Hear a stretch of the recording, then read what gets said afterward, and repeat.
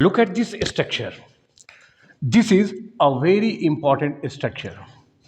Subject plus had better, had rather, would sooner और had sooner. ये 5 expressions है subject के बाद. After this 5 expressions we always use V1. In पांचों के बाद हमेशा हम लोग V1 वर्ब का फर्स्ट फॉर्म हम लोग यूज करते हैं, और वो भी कैसा, बिना टू का. We are well aware of this thing that we always use to before verb 1. हम सब लोग जानते हैं कि वर्ब 1 के पहले हमेशा टू लगता है, बट ध्यान रखना है इन पांचों एक्सप्रेशंस के बाद वर्ब 1 तो यूज होगा, लेकिन उसके साथ ये टू नहीं लगेगा. उसके बाद देन प्लस V1 और देन के बाद भी V1 आएगा, तो वो V1 भी बिना टू का ही होगा. अब इसमें एक बात और समझिए, अगर subject plus had better, had rather, would sooner, had sooner, इन पांचों में से कोई एक, और फिर वर्ब 1 आता है जिसको बिना टू का हम लोग लिखेंगे. अगर बात यहां तक खत्म हो गया, सेंटेंस खत्म हो गया, तो कोई बात नहीं. लेकिन अगर इस वर्ब 1 जो वर्ब 1 बिना टू का लिखे हो, इसके बाद एक और वर्ब का प्रयोग किया जाना है. If one more verb is to be used after this verb 1, अगर इस वर्ब 1 के बाद एक और वर्ब का यूज किया जाना है, ऑलवेज रिमेंबर, ये जो दूसरा वर्ब आएगा ये हमेशा देन के साथ ही जुटेगा.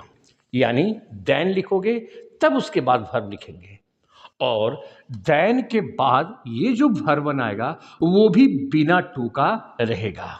सो this is a very important structure. Now question arises, what type of meaning it will convey to us. किस तरीके का ये मीनिंग देगा. तो मीनिंग कुछ ऐसा देगा, तुम ऐसा करने के बजाय वैसा कर देते हैं, तुम वहां जाने के बजाय मेरे साथ खेलते हैं. इस तरीके का अर्थ आएगा.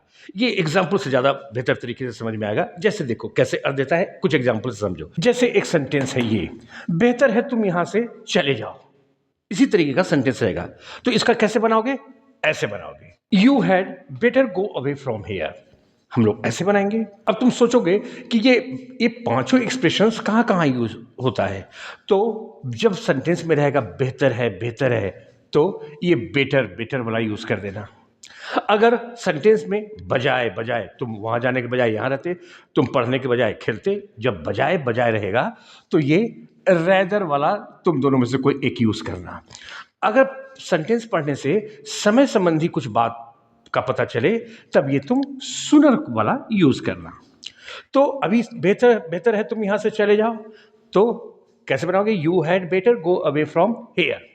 तो देखो सब्जेक्ट फिर हैड बेटर यूज किया, उसके बाद V1 बिना टू का, यही ध्यान देना, V1 बिना टू का यूज किया, और उसके बाद तो बाकी जो शब्द है लिखे, you had better go away from here.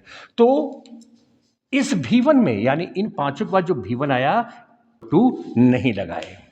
अब इस बात को हम ऐसे भी लिख सकते हैं, ऐसे, you better go away from here. हम लोग ऐसे भी लिख सकते हैं, यानी हैड बेटर न लिखकर सिर्फ बेटर किए. तो यहां भी देखो ये V1 बिना टू का यूज हुआ. अब इसमें ध्यान रखना है, most of the students know this that we always use V3 after had. सभी लोग जानते हैं, सारे विद्यार्थी जानते हैं, स्टूडेंट जानते हैं कि हैड के बाद V3 लगता है.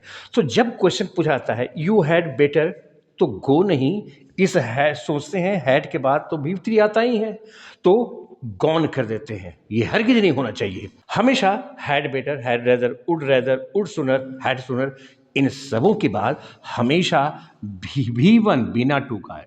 और अगर हैड बेटर की जगह सिर्फ बेटर भी लिखेंगे तो भी काम चलेगा, तो भी हमको V1 बिना टू का ही लिखना है. अब इस बात को जरा ध्यान से देखो. अभी मेरा काम यहां तक हो गया, यानी इस V1 विदाउट के बाद मेरा काम हो गया, आगे कोई शब्द है नहीं तो खत्म. यानी यहीं तक सेंटेंस था तो मेरा काम हो गया. आगे देन V1 विदाउट टू का जरूरत नहीं पड़ा तो बात खत्म. यानी इतना तक सेंटेंस खत्म हो जाए तो बस बात खत्म. लेकिन अगर दो वर्ब के बीच कंपैरिजन होने लगे, जब इस वर्ब 1 के बाद एक और वर्ब 1 आए, तब इन दोनों बातों का ख्याल रखना, देन लगाना, तब दूसरा वाला भरवन बिना टू का। एक एग्जाम्पल से समझो, जैसे मैं भीख मांगने के बजाय मर जाऊंगा या मर जाना पसंद करूंगा, जो इच्छा है वो कहिए, मीनिंग तो एक ही देता है। तो अगर ऐसा सेंटेंस रहे तो जो ये हम बोल रहे हैं कि इस V1 के बाद अगर दूसरा वर्ब बनाए तब देन और V1 विदाउट टू का यूज ऐसे करना। देखो कैसे करेंगे। तो पहले तो इतना लिख दिया, मैं भीख मांगने के बजाय मर जाऊंगा या मर जाना पसंद करूंगा, सेंटेंस ये है। तो पहले हम लोग लिखे आई वुड रेदर डाई, जो काम ज्यादा पसंद कीजिएगा उसको पहले लिखना। अब देखो बजाय बजाय है तो रेदर वाला यूज कर दिया। अब देखना subject plus would rather, subject plus would rather, उसके बाद V1 बिना टू का है, डाई मतलब मरना, V1 बिना टू का है। अब उसके बाद सेंटेंस, अभी सेंटेंस खत्म नहीं हुआ है, इसमें एक वर्ब और ऐड होना बाकी है, क्योंकि सेंटेंस है कि मैं भीख मांगने के बजाय मर जाऊंगा या मर जाना पसंद करूंगा। तब डाई के बाद आई वुड रेदर डाई, मैं मर जाना पसंद करूंगा, किस चीज से? भीख मांगने के बजाय। तो ये भीख मांगना एक और वर्ब है। I mean to say that एक और वर्ब जब आए तो दूसरा वर्ब हमेशा देन से ही कनेक्ट होगा। देन हो गया। अब इस देन के बाद V1 बिना टू का, तो भीख मांगना का बेग ऐसे लिख दो, बेग लिख दिया। अब इस बेग का मतलब भीख मांगना, ये भी तो वर्बन है, इसके पहले भी टू नहीं लगाएंगे, कभी टू बेग नहीं करेंगे। This is what I want to make you understand कि इस स्ट्रक्चर में इन पांचों के बाद V1 बिना टू का, V1 बिना टू का, और जो दूसरा वर्ब आएगा वो देन से कनेक्ट होगा, और दूसरा वाला भरवन यानी देन के बाद आने वाला भरवन भी बिना टू का ही यूज होगा। Usually we come across question, सामान्यतः हम लोग क्वेश्चन देखते हैं जहां पर कहीं इस डाई के पहले टू लगा देगा, या फिर देन के बाद जो ये V1 आया वो टू लगा देगा। तो ध्यान रखना इस बात को। कभी कभी करेगा क्या, देन के जगह पर instead of, in the place of, ऐसा करके यूज कर देगा, जैसे I would rather die instead of begging, ऐसा यूज कर देगा। टेक केयर, हमेशा than. Let us look at one more example. जैसे इस सेंटेंस को देखो, मैं अपने बॉस की चापलूसी करने के बजाय यह नौकरी छोड़ दूंगा या छोड़ देना पसंद करूंगा। इस सेंटेंस में भी दो काम है, दो वर्ब्स है, एक चापलूसी करने का काम, दूसरा छोड़ने का काम, नौकरी छोड़ने का काम, यानी two verbs are there in this sentence. तो कैसे बनाओगे? ऐसे बनाइए। तो पहले तो इतना बना लेंगे, आई would rather leave this job, जो काम ज्यादा पसंद करेंगे उसको पहले लिखना। कौन काम ज्यादा पसंद करेगा? नौकरी छोड़ देने का काम, तो उसको पहले लिखेंगे। देखो सब्जेक्ट, सब्जेक्ट हो गया, और चूंकि बजाय बजाय है तो वुड रेदर का यूज किया, फिर इसके बाद V1 बिना टू का, ये लीव क्या है? छोड़ना, भरवन, इसके पहले टू नहीं लगाएंगे। अब इसके बाद क्या है कि और भी एक और वर्ब इसमें आ रहा है। देखो, मैं अपने बॉस की चापलूसी करने के बजाय यह नौकरी छोड़ दूंगा। नौकरी छोड़ दूंगा किस चीज के बजाय? अपने बॉस की चापलूसी करने के बजाय। चापलूसी करना ये भी वर्ब है। अब ये जो दूसरा वर्ब है ये हमेशा देन से ही जुटेगा, ऐसे। तो देन लिखा। अब दूसरा वर्ब लिखो, अपने बॉस की चापलूसी करने के बजाय। चापलूसी करना का क्या होता है? फ्लैटर। तो फ्लैटर लिखिए, फ्लैटर V1 है तो V1 तो लिखना है, लेकिन देन के बाद वाला वर्ब भी बिना टू का, तो फ्लैटर लिखो बिना टू का।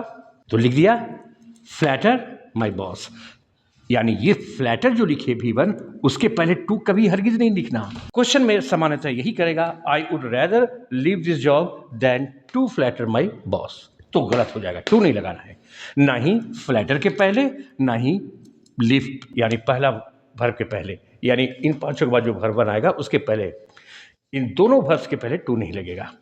और ये दोनों वर्ब सिर्फ और सिर्फ देन से ही कनेक्ट होगा, दूसरा किसी भी शब्द से नहीं। एक और एग्जाम्पल जरा लो। सेंटेंस ऐसा है, तुम चलने के बजाय दौड़ जाते। बनाइए इसका। इसमें भी दो वर्ब है, एक चलना और एक दौड़ना, तो यूज करेंगे। अब तुम चलने के बजाय दौड़ जाते, तो सेंटेंस पढ़ने से लग रहा है कुछ समय संबंधी बात है। समय लिखा नहीं रहेगा, सुनने में लगेगा कि ये समय संबंधी बात है, तब तुम सुनर वाला यूज कर देना एक्सप्रेशन, तो सेंटेंस ऐसा हो जाएगा। पहले तो इतना लिखे, you had sooner run, subject समय संबंधी बात है तो हैड सूनर यूज किए। तुम वुड सूनर भी कर सकते थे, देयर इज नो प्रॉब्लम, तो हैड सूनर तो लिखे। उसके बाद V1 बिना टू का, दौड़ना, वर्ब है, ये बिना टू का, इस रन के पहले कभी टू नहीं लगेगा। अब दूसरा वर्ब कौन है? चलने के बजाय, यानी चलना, तो दूसरा वर्ब लिखने के पहले ये देन लिखना जरूरी है, तो देन लिख दिए। अब देन के बाद भी जो वर्ब बनाएगा बिना टू का, तो चलना का वॉक होता है, तो वॉक लिखो, वॉक हालांकि वर्ब है, बिना टू का यूज ऐसे कीजिए, देन वॉक, ये वॉक लिख दिया वर्ब।